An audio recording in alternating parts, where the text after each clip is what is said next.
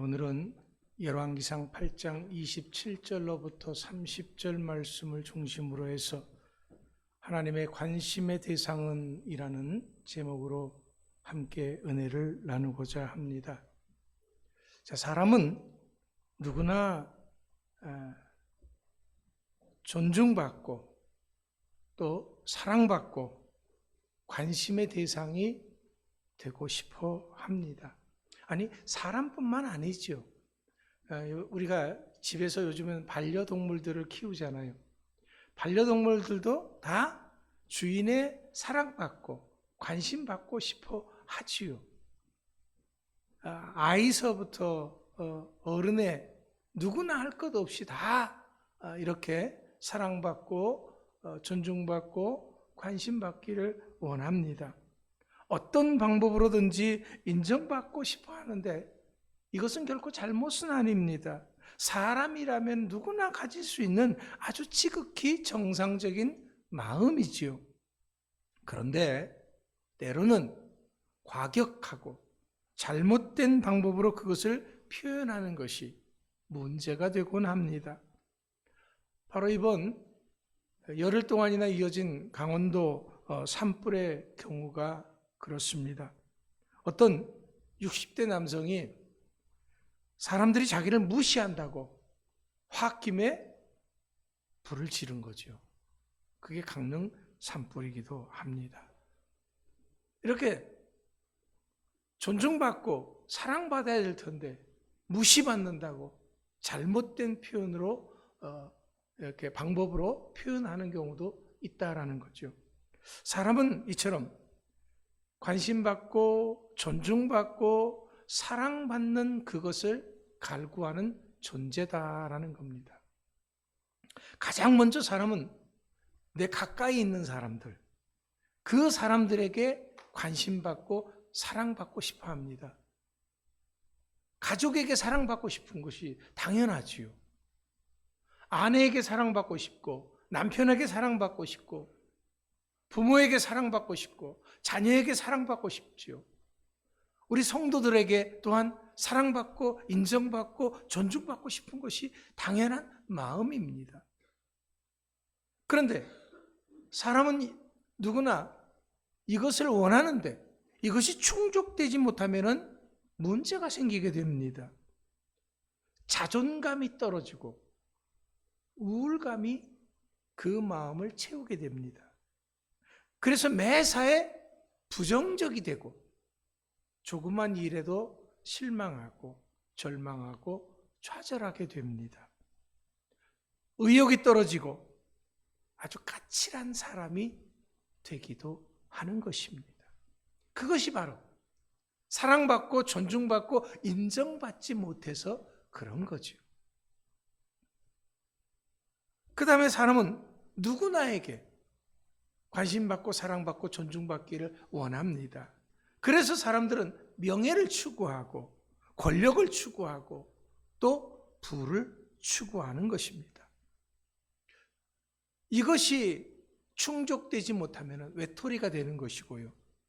사회 부적응자가 되어서 문제를 일으키는 겁니다. 이번 강릉 산불이 바로 그런 경우다라는 거예요. 어떻게 해서라도 사람은 관심을 받고 싶고 사랑받고 싶어 한다라는 겁니다. 마지막으로 사람은 신의 관심을 얻고자 합니다. 그래서 각자의 종교를 가지고 있는 것입니다. 사람은 이것이 충족이 안 되면 자기 스스로 신을 만드는 거예요. 그걸 우상이라고 말하는 것입니다.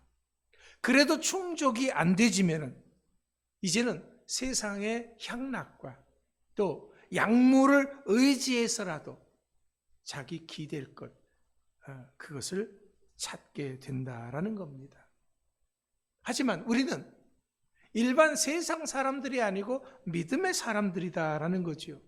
그렇다면 우리 믿음의 사람들은 당연히 우리가 관심과 사랑을 받아야 할 존재는 하나님입니다. 누구든지 하나님에 대한 사랑의 확신이 있을 때 그 인생은 새로워지고 활력이 있고 행복할 뿐만 아니라 승리하는 인생이 되기 때문에 그렇습니다. 자, 그렇다면 과연 어떤 사람이 하나님의 관심과 사랑의 대상이 될까요? 물론 우리 하나님은 세상 모든 사람들을 다 사랑합니다. 요한복음 3장 16절 17절을 보십시오. 하나님이 세상을 이처럼 사랑하사 독생자를 주셨으니 이는 그를 믿는 자마다 멸망치 않고 영생을 얻게 하려 하심이라. 하나님이 그 아들을 세상에 보내신 것은 세상을 심판하려 하심이 아니요 그로 말미암아 세상이 구원을 받게 하려 하심이라 그랬습니다. 하지만 이런 하나님의 사랑은 결코 일방통행식의 짝사랑은 아닙니다. 하나님이 그냥 우리만 무조건 사랑하는 것은 아니다라는 거죠. 하나님의 사랑은 우리의 응답을 전제로 하는 것입니다. 요한복음 1장 12절 말씀에서 그래서 이렇게 말합니다. 영접하는 자, 곧 그 이름을 믿는 자들에게는 하나님의 자녀가 되는 권세를 주셨으니 옳습니다. 하나님을 믿는 자, 하나님의 사랑을 믿고 받아들이는 자에게는 하나님께서 축복해 주신다라는 거죠. 바로 그 사람에게 관심을 가지고 하나님께서는 그 사람과 아주 깊은 사랑의 관계를 형성하기를 원하시는 것입니다.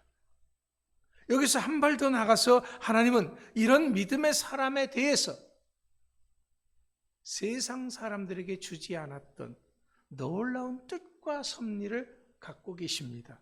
빌립보서 2장 13절 말씀에 이렇게 기록합니다. 너희 안에 행하시는 이는 하나님이시니 자기의 기쁘신 뜻을 위하여 너희에게 소원을 두고 행하게 하시나니 그랬습니다. 하나님께서는 하나님의 사랑을 믿고 의지하는 그 사람의 가슴 속에 하나님의 소원을 두고 그 사람이 움직이게 하신다라는 거지요. 그렇습니다. 이처럼 하나님의 관심과 사랑은 믿음의 사람들에게 갈 수밖에 없는 것입니다.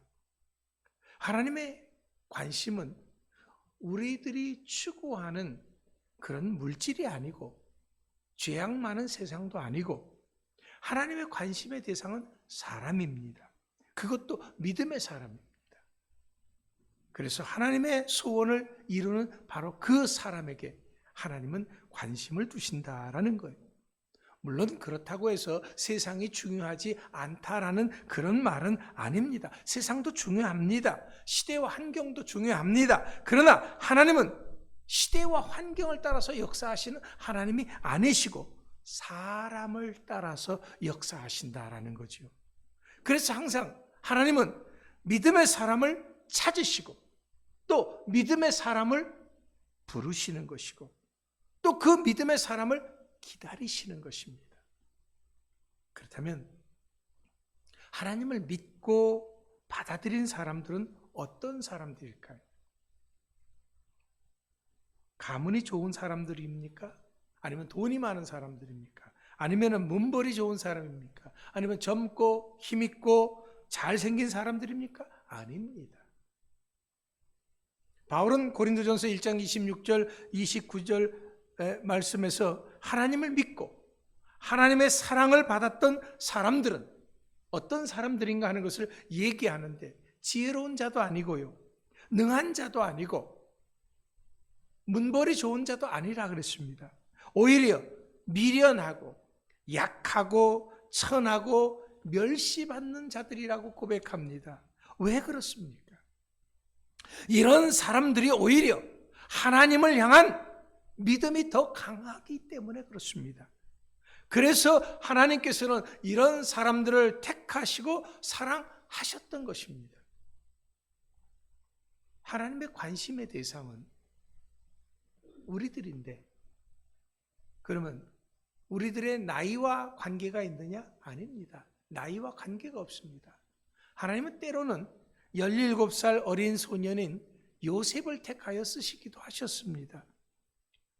나이든 75세의 아브라함을 택하기도 하셨습니다. 모세는 80세에 하나님의 쓰임받는 자가 되었습니다. 갈렙은 85세에 귀한 사명을 받았습니다. 그러니까 하나님이 들어 쓰는 사람은요, 하나님의 관심의 대상은 나이도 상관없고 학벌도 상관없고 가문도 상관이 없고 잘생겼느냐 못생겼느냐도 상관이 없고 건강하냐 병약하냐 그것도 관계가 없고 하나님의 관심의 대상은 그가 그 마음속에 어떤 믿음을 가지고 있느냐라는 겁니다. 여러분, 이렇게 하나님의 쓰임받는 사람들의 특징이 뭔 줄 아세요? 하나님이 택하시고 사랑한 사람들은 한결같이 하나님을 향한 꿈과 믿음과 열정이 있었다라는 겁니다. 외적인 그런 것이 아니라 가슴 속에 하나님을 향한 꿈과 믿음과 열정이 있었다라는 거예요. 그래서 하나님께서는 이런 사람들의 기도에 귀를 기울이시는 겁니다. 이들을 보호하시고 이들의 삶을 복되게 하셨습니다. 이들과 함께 하시고 또 이들의 삶을 형통케 하시고 승리케 하셨고 하나님께서는 이들을 위해서 특별히 능력을 베풀어 주셨고 하늘의 천군 천사들을 동원해서라도 역사하셨습니다. 여러분, 오늘 본문 말씀을 보세요. 오늘 본문은 솔로몬이 하나님의 성전을 지어서 봉헌하면서 기도하는 내용의 일부입니다. 물론 우리 하나님께서는 인간이 지으신 건물에 거하시는 분은 아닙니다. 하지만 하나님께서는 친히 거기 함께 있겠다고 말씀하셨습니다. 즉 성전이 하나님의 관심의 대상이 된다라는 거죠. 이스라엘 백성들은 이것을 알았기 때문에 항상 성전 중심의 삶을 살았습니다. 그들의 삶의 한복판에 성전이 있었고 그들의 인생의 한복판에 성전이 있었고 그들의 역사의 한복판에 성전이 있었던 것입니다. 그럼 왜 그렇습니까? 그것은 바로 그 성전에서 하나님을 사랑하는 사람들이 모여서 예배를 드리기 때문에 기도하고 찬양하기 때문에 하나님의 음성을 듣기 때문에 그렇습니다.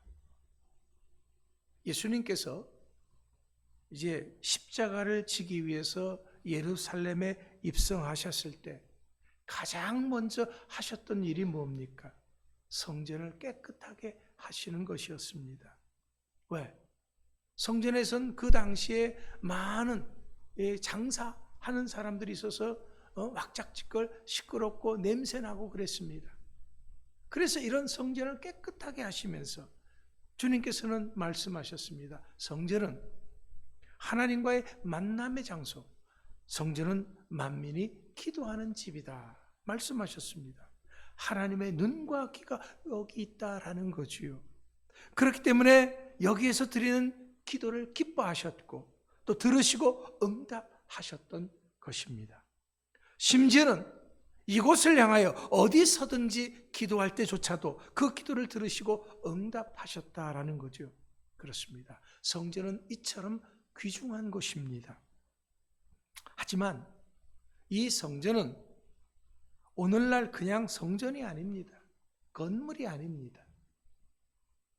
고린도서 3장 16절 말씀에 이렇게 기록하고 있습니다. 너희는 너희가 하나님의 성전인 것과 하나님의 성령이 너희 안에 계시는 것을 알지 못하느냐. 자, 구약시대 하나님의 관심의 대상은 건물인 성전이었습니다. 그런데 신약시대, 즉 오늘날에 와서는 더 이상 건물이 아니라 우리들이다라는 거지요. 그렇기 때문에 하나님께서는 우리들에게 관심을 가지시는 것입니다. 예수님이 십자가의 죽으심도 바로 이 때문이었습니다. 하나님의 관심의 대상인 우리들을 깨끗하게 하기 위해서 십자가를 지신 것이죠. 그래서 사도행전 20장 28절 말씀에서 여러분을 감독자로 삼고 하나님이 자기 피로 사신 교회를 보살피게 하셨다 그랬습니다. 이렇게 우리들이 하나님의 지극한 관심의 대상이 된 것입니다. 그렇기 때문에 더 이상 우리들은 이 세상을 막 살아서는 안 되는 것입니다. 왜? 여러분들 한 사람 한 사람이 하나님의 거하시고 주님이 함께 하시고 성령님이 거하시는 성전이기 때문에 여러분들은 귀한 몸이다라는 거죠. 그렇기 때문에 세상 것으로 그 몸을 더럽혀서는 안 되는 것입니다. 그렇게 되면 예수님을 또다시 십자가에 못 박는 결과가 되기 때문에 그렇습니다. 분명히 우리 하나님은 믿음 없는 세상 사람들보다는 믿음을 가진 한 사람을 소중하게 생각하십니다. 그 사람에게 관심을 갖습니다. 여러분, 소돔과 고모라 성을 멸하실 때도 그곳에 얼마나 많은 죄인들이 살고 있었느냐 하는 것을 문제 삼지 않았습니다. 하나님이 문제 삼으셨던 것은 뭡니까? 하나님이 찾는 사람, 그 사람이 얼마나 있느냐 하는 것이었습니다. 소돔과 고모라 성이 멸망한 것은 무엇 때문입니까? 죄인들이 많아서가 아니라 의인 10사람이 없었기 때문에 소돔과 고모라 성이 멸망한 것입니다. 하나님을 찾는 사람, 하나님의 뜻대로 행하는 사람, 하나님을 사랑하는 사람, 바로 그 사람이 없어서 멸망한 것이다라는 거죠. 이것은 지금도 마찬가지입니다. 오늘날처럼 죄 많은 이 세상에서 하나님의 관심의 대상은 죄인들이 아닙니다. 하나님의 사람들, 믿음의 사람들입니다. 어렵고 힘든 중에도 끝까지 믿음을 지키는 사람인 것입니다. 비록 세상에서는 무시받고 멸시받고 천대받는다 할지라도 그 사람 안에 어떤 믿음이 있느냐 하는 것입니다. 예수님은 누가복음 16장에서 부자와 거지 나사로 비유를 통해서 분명하게 말씀하셨습니다. 자, 세상 사람들은 어떤 사람에게 관심을 가져요? 돈 많은 사람, 권력 있는 사람, 잘난 사람에게 관심을 갖습니다.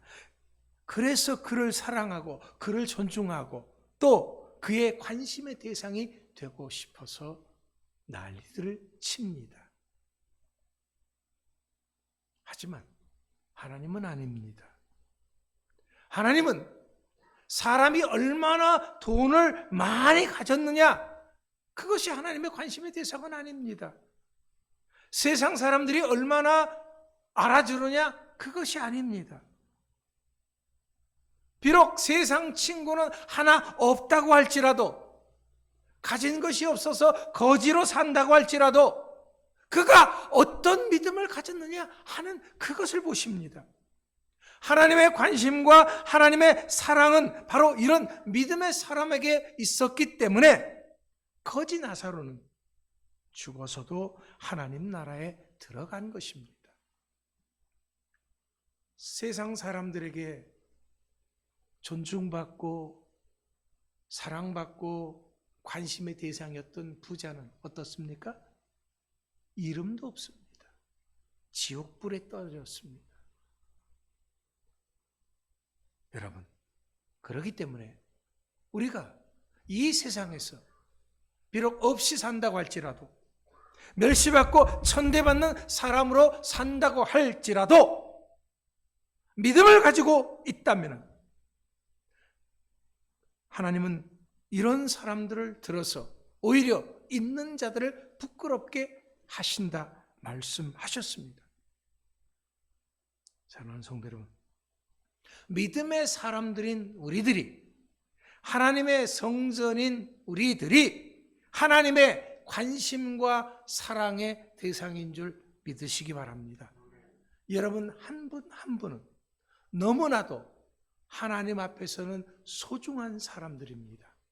그래서 하나님께서는 여러분 한 사람 한 사람을 온 천하보다도 귀하게 여기시는 것이고 왕 같은 제사장으로 하나님의 나라로 삼으신 줄 믿으시기 바랍니다. 그렇기 때문에 이제 우리들은 이런 하나님의 이름에 부끄러움이 없는 삶을 살아야 할 줄로 믿습니다. 그렇게 살아갈 수 있는 모두가 될 수 있기를 간절히 축원합니다. 기도하겠습니다.